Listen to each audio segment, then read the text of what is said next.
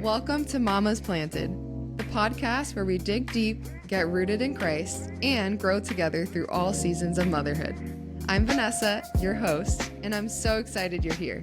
Whether you're a new mom, expecting, or caring for little ones, this is your safe space to laugh, cry, and thrive. Each episode will dive into the challenges and joys of raising tiny humans. So grab your coffee, throw on your mom bun, and let's walk this journey together with grace, faith, and a whole lot of fun. Welcome to another episode of MamasPlanted. I'm your host, Vanessa Hing, and I'm a licensed minister with the Assemblies of God. I am a wife, mom to 2 boys, and today I'm talking about 10 things I wish I knew as a first-time mom. So let's get into it. Number 1, it's okay to ask for help, and it's okay to accept help when it's offered. With my first child, I had a friend from church who offered to come over and help me, whether it was like me being able to take a shower or watching the baby while I go and run an errand. And a couple of times she had asked me and I just kind of put it off, rejected it, just for my own personal reasons. It wasn't because I didn't trust her or confide in her or appreciate her. So none of that stuff, completely on me. But one day I just had enough and I was like, you know what? I am just going to accept the help that has been offered. So I reached back out to her, let her know. She came over, she watched my baby, rocked him to sleep, and I went out to Chick-fil-A and I went and did some groceries. I was gone for like 2 hours, I think, max, but it was the most fulfilling 2 hours that I had in a really long time. And I was so thankful to her. I thanked her up and down. And after that moment, it was just a turning point for me, truly. So if you're a first-time mom out there, it's okay to ask for help because it really does take a village. Number 2, celebrate small victories. Now, what really does this look like? If you are a first-time mom, a small victory can look like you putting your baby in the car for the first time. I remember also having experiences like this on a daily basis, and I just felt like I wasn't celebrating them enough in the moment. But now, with it being my second child, I am celebrating every small victory. If that means that one day we're able to do the laundry, hey, that's a small victory. If that means one day we're able to clean the bathrooms, and while I was watching 2 boys, that is also a small victory. So celebrate the small wins that you are having because, Mama, you are doing a great job. Number 3, the postpartum journey looks different for everyone, okay? So don't compare yourself to other moms. I know it can be really, really easy. I myself did that as well. But truly, when I started to look back on it and think about my own postpartum journey, I never really thought about how birthing experiences can just be really unique and different for every mom. So that means that the postpartum journey will look different for everyone as well. Take the time to recover and find yourself again. I think the biggest thing for me that I learned is that it will likely be a new version of yourself after this postpartum journey. And you know what? That's okay. Because that postpartum journey is going to look different for everyone. And if that means you're going to find and discover a new part of you, a new self of you, it's going to be so beautiful. So take the time to find yourself, to recover, and don't compare yourself to other moms and what their postpartum journey may look like. Number 4, your birthing plan might change, and it might change again. So with this, I remember specifically when my husband and I went to the hospital with our firstborn. I had printed my birthing plan. I mean, I talked to him so much before we went, like before I was in active labor or anything.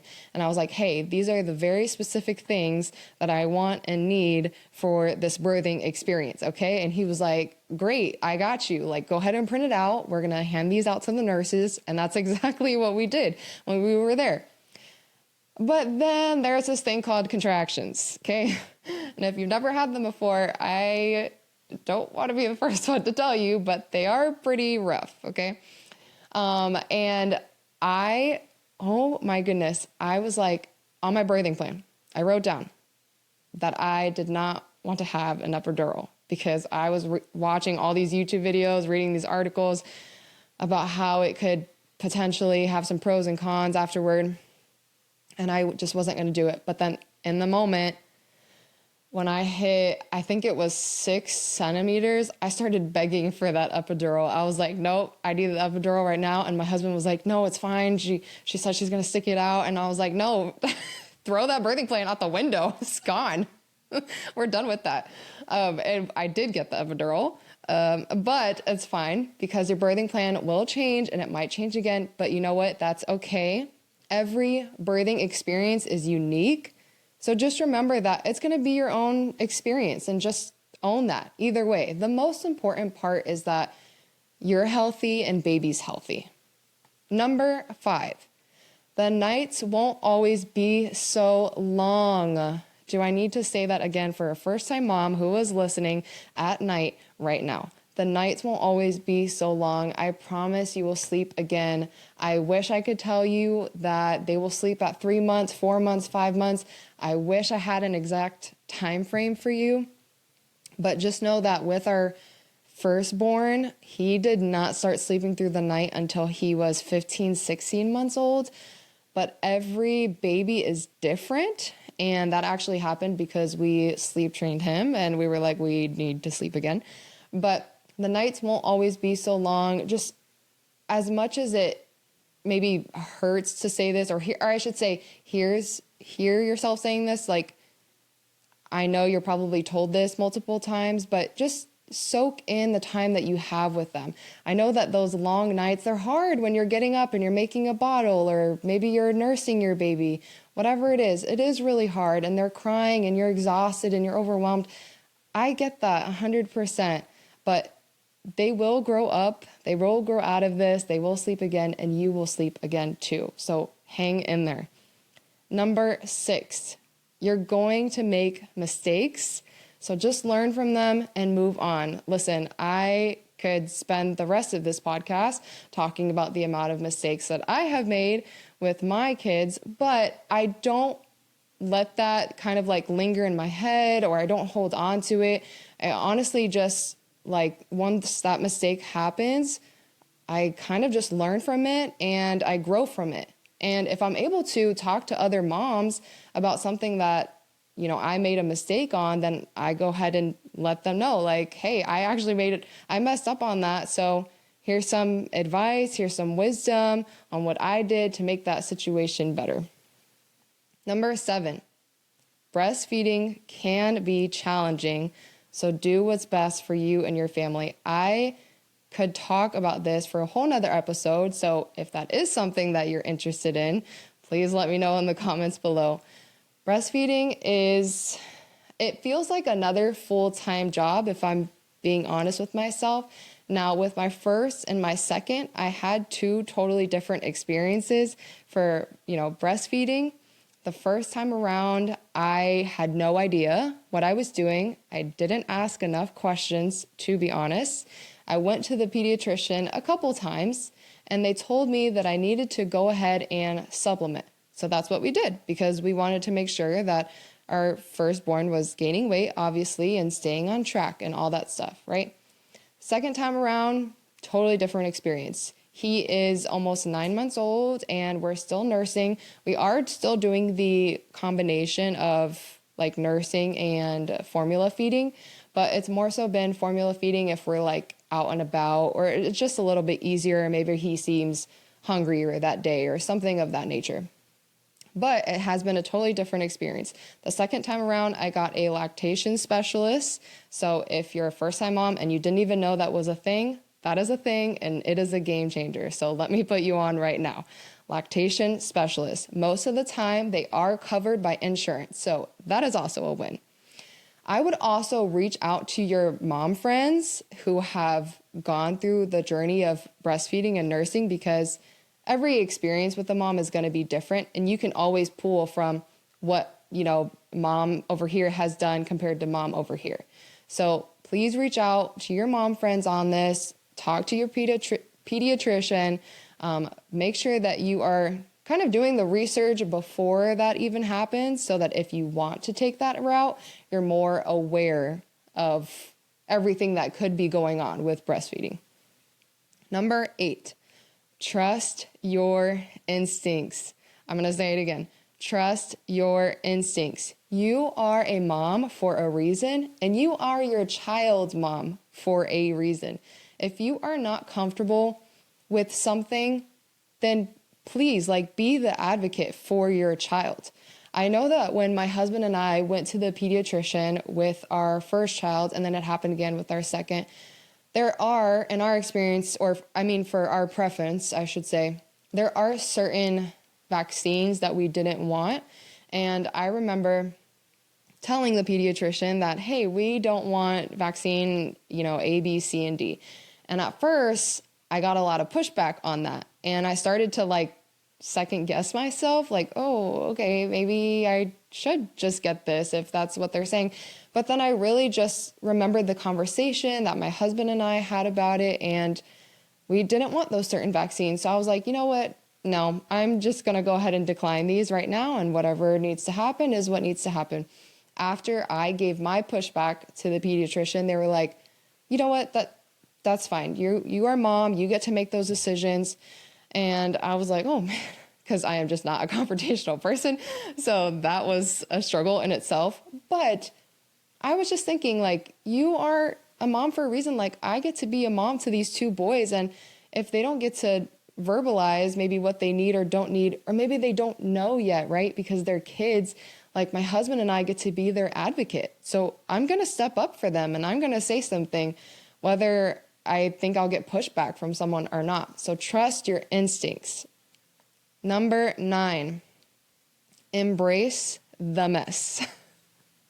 Okay, so this can be in a few different areas, but what I'm talking about really is physically. Embrace the physical mess that will happen around your house, because it just will happen. Once you have a child, and then once you add more onto that, like another child, it just becomes a bit chaotic around the house, and that's okay. Things are going to change. Again, I am very organized person, type A personality. My husband and I are actually both very just clean freaks, so to say. And we both like things a certain way. We like the bed to be made, the laundry to be done all the time, the clothes to be put away, the dishes and the dishwasher.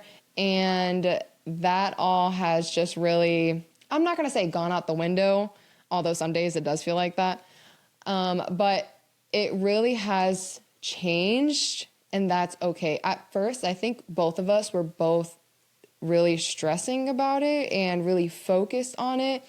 But one day we just kind of looked at each other you know what? This can wait. The dishes can wait. It's so important right now in this moment to spend time with our son, or to just go ahead and play with him, or to give him a bottle, or I don't know, cuddle up on the couch with him. Those little things are what's important and what matters. So if you are someone who is like me, and you do like things in your house to be a very particular way, I just want to say, embrace the mess. It's okay. The house will be clean again, I promise. Or if you're able to ask a family member to come over and help, maybe sometimes people want to come over and hold the baby, and that's totally fine. I get that. But what will help a mom out the most is if you come over and you're able to do a load of laundry, or you're able to clean the bathroom and whatnot. It helps a lot. But if you are a mom and maybe you're I don't really have that help, it's me. I'm a single mom and I had to do all of this by myself. That's okay. You are doing the hardest job out there. You are being a mom, and you are being a good mom to your child or children. So embrace the mess. I promise that it's okay. Everything will be clean again. And you know what? At the end of the day, the kids are not going to remember how clean or dirty the house was. They're going to remember the times that you were able to spend together. So that is what matters. Number 10, it's okay to not love every minute of motherhood.